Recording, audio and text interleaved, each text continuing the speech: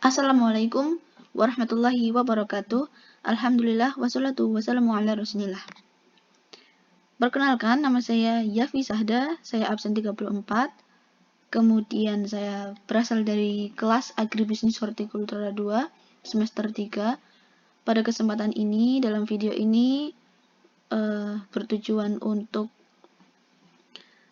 memenuhi salah satu mata kuliah, yaitu analisis kelayakan usaha yang diampu oleh Ibu Ananti Yekti. Langsung saja di sini akan menjelaskan mengenai studi pertanian tanaman jagung. Jadi di sini dalam sheet standar budidaya tanam itu ada asumsi periode produksi yaitu 12 bulan, kemudian periode proyeksinya itu 2 tahun, dan musim tanamnya itu jadinya 5 kali per tahun. Kemudian lama musim bertanam itu 3 bulan, luas lahannya itu 10 hektar, produktivitas jagungnya 4.000, kemudian harganya itu 3.500 rupiah per kilogram, dan diskon faktornya itu 15%.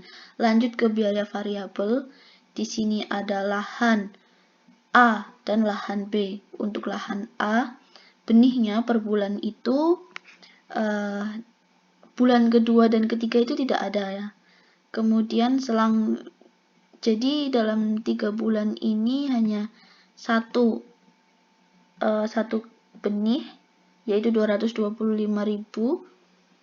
Kemudian untuk pemupukan itu juga sama, dalam 3 bulan itu 90.000 sampai 12 bulan untuk 1 tahun. Kemudian pestisidanya sama juga, jadinya 150.000 dalam 3 bulan, dan sewa lahannya 6 juta per 3 bulannya. Terus untuk lahan B itu dibutuhkannya dalam bulan kedua 225.000, kemudian di bulan kelima, bulan ke-8, dan bulan ke-11.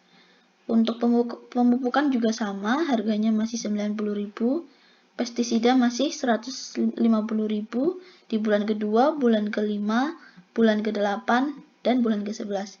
Dan sewa lahannya 6 juta juga dalam bulan-bulan yang sama. Jadi total biaya variabelnya ini jika ditotal semuanya ini menjadi 25.860.000. Untuk lanjut ke sheet biaya tetap. Jadi untuk sheet biaya tetap di sini ada penyusutan, gaji karyawan, listrik kantor, begitu. Jadi untuk penyusutan dulu, penyusutannya didapatkan dalam bulan pertama sampai bulan ke-12 itu stabil, penyusutannya 1.216.662, dan gaji karyawannya juga sama 10 juta dari bulan pertama sampai bulan ke-12. Kemudian listrik kantor per bulan juga sama 500.000, dan jumlah biaya tetap per bulan itu 11.716.662. Jadi di total itu menjadi 140.599.944. Kemudian lanjut ke biaya investasi. Di sini ada pompa, traktor, kombin, sprayer, cangkul, garpu, parang, selang air, dan drum air. Ini semua jika ditotal menjadi 1.216.662 ya untuk biaya penyusutannya ini. Kalau biaya penyusutan per tahun, Kalau biaya penyusutan per tahunnya itu 14.600.000. Ini biaya penyusutan per bulannya 1 juta. Caranya kita harus hitung dulu dari nilai ekonominya ini berapa setiap rincian alat-alat yang digunakan, kemudian harganya, kemudian biayanya, baru ketemu biaya penyusutan dan dijumlah menjadi segini.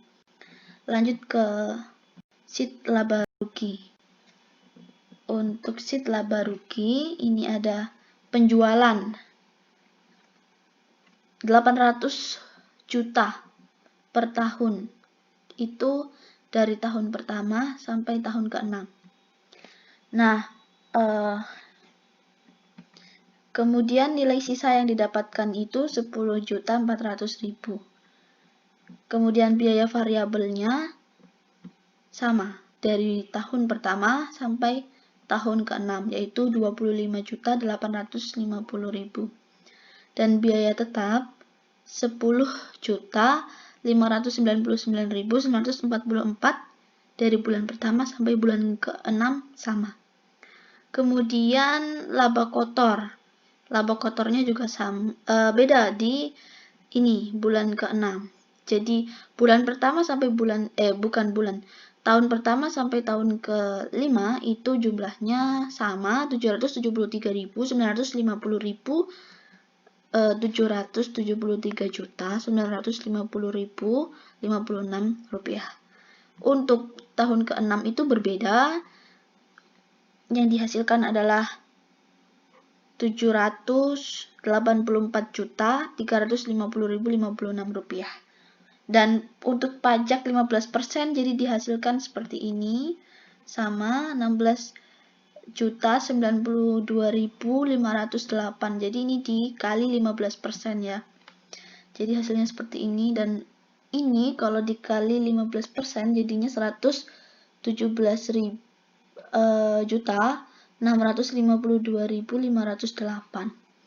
Untuk laba setelah pajak itu jadinya ini 773.950.056 rupiah dikurangi 16 juta sekian, itu jadinya 75 juta 750 juta 757.857.548 itu dari tahun pertama sampai tahun ke-5 sama, tetapi kalau yang tahun ke-6 itu dikurangin, jadi hasilnya adalah 666.697.054.8 rupiah. Begitu ya untuk laba setelah pajak. Jadi kita lanjut ke cash flow plus kriteria investasi. Untuk cash flow sendiri itu uang yang didapat dan dikeluarkan dalam periode waktu tertentu. Jadi kalau inflow-nya ini adalah uang yang masuk, kalau outflow-nya ini uang yang keluar. Untuk inflow yang masuk itu dari tadi kan keuntungannya itu dari tahun pertama sampai tahun ke-6 itu 800 juta. Kemudian outflow itu biaya yang keluar itu ada biaya investasi, biaya tetap, biaya variabel, dan juga pajak yang 15% itu.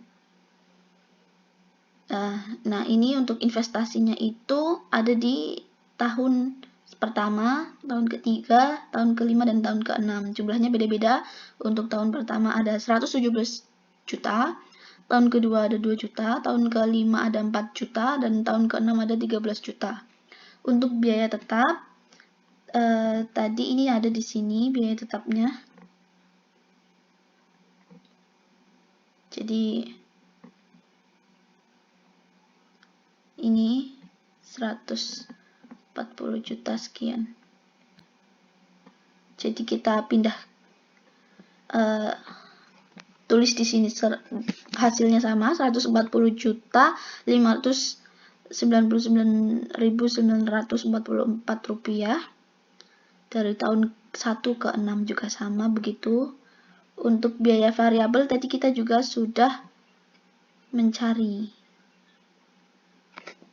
Di sini biaya variabel ada 25 juta sekian. Jadi kita taruh di sini 25 juta sekian dari tahun pertama sampai tahun ke-6. Untuk pajak juga kita sudah mencarinya. Kemudian kita akan lanjut ke net benefit ya. Benefit. Ini kita jumlah hasilnya seperti ini. Maaf, kembali ke outflow dulu ini. Kalau dijumlah hasilnya seperti ini, yang tahun pertama kita mendapatkan hasil 299 juta sekian, untuk tahun kedua 182 juta sekian, tahun ketiga 184 juta sekian, itu biaya pengeluarannya ya. Tahun keempat 182 juta sekian, kemudian biaya pengeluaran tahun kelima 186 juta sekian, dan biaya keenam 195 juta sekian. Jadi biayanya ini naik turun. Yang pertama tinggi, kemudian turun, naik dikit, turun lagi, naik lagi, dan naik lagi. Grafiknya begitu. Jadi ini biaya yang keluar, ini biaya yang masuk per tahunnya. Kemudian net benefit. Kalau net benefit itu di sini ada kriteria investasi dengan DF dengan asumsi DR itu 10%, jadinya hasilnya seperti ini, 0,9 sekian, 0,3 sekian, 0,4 sekian, 0,3 sekian, 0,3 sekian, dan 0,3 sekian.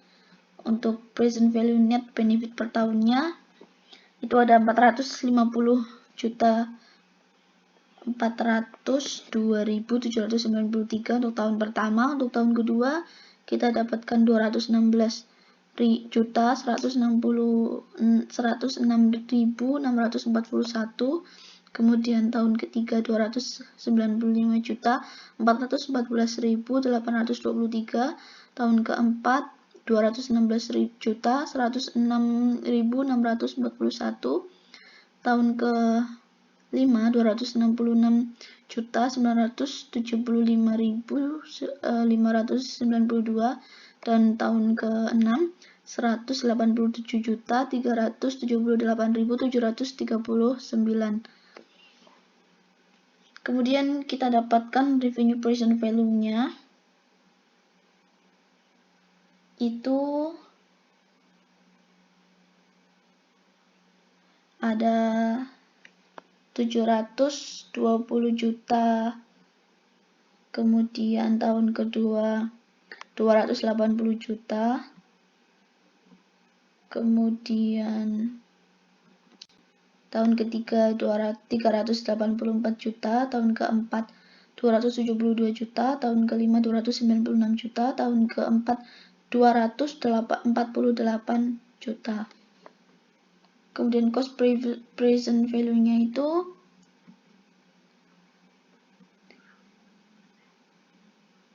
sekian. Kita akan lanjut ke gross BC-nya, itu yang biaya yang dikeluarkan menghasilkan pendapatan kotornya itu 3,5. Kemudian kalau net BC itu jumlah present value itu positif sebagai pembilang, dan jumlah present value yang negatif itu sebagai penyebut. Jadi dihasilkannya 2,5. Jadi untuk biaya yang dikeluarkan menghasilkan pendapatan bersihnya itu 2,5. Dan IRR, kalau IRR itu indikator tingkat efisiensi dari suatu investasi, suatu proyek atau investasi dapat dilakukan apabila laju pengembaliannya recovery ton lebih besar daripada laju pengembalian apabila melakukan investasi di tempat lain gitu. Jadi misal tempat lainnya itu bunga deposit, kemudian bank reksadana dan lain-lain begitu. IRR-nya itu kita dapatkan tingkat efisiensi dari suatu investasi proyek itu 73%. Nah, net present value-nya kita hitung hasilnya 1.592 1 miliar ya, 1 miliar 592 juta 385.229. Kemudian payback periodnya itu cukup 1,4 tahun. Itu sudah kembali investasi dalam usaha. Kemudian total biaya investasinya tadi kita total menjadi 136 juta. dan kumulatif PV per tahunnya itu 400. Untuk di tahun pertama itu 450 juta 402.793, dan untuk tahun kedua 666.509.439. Untuk tahun ketiga 511.521.464. Untuk tahun kedua sama seperti tahun ketiga dan tahun keempat. Untuk tahun keempat itu sama dengan tahun ketiga, dan tahun kelima itu 443.082.233. Dan tahun terakhir, tahun keenam itu ada 414.354.331. Jadi seperti itu kurang lebih. Mohon maaf apabila ada kesalahan. Sekian dari saya, terima kasih. Wassalamualaikum warahmatullahi wabarakatuh.